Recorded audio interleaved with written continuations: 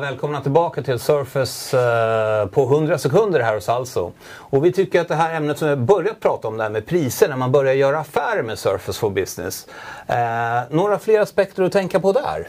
Ja, men lite som jag tror jag nämnde tidigare, vi har ju promotions och så vidare, och det kan man ofta använda tillsammans med en så kallad bid som jag nämnde.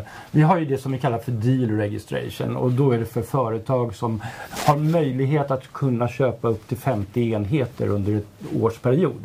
Okay. Sen har vi något som heter special pricing som kan ge ytterligare några procent bättre priser, och det är för företag som har möjlighet att kunna köpa upp till 500 enheter under ett år. Okej.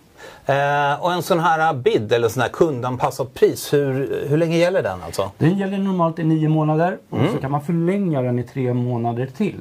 Och den är ju kundanpassad för att det här är ju partnern som har hittat kunden. Så därför gäller den för den här partnern. Just det.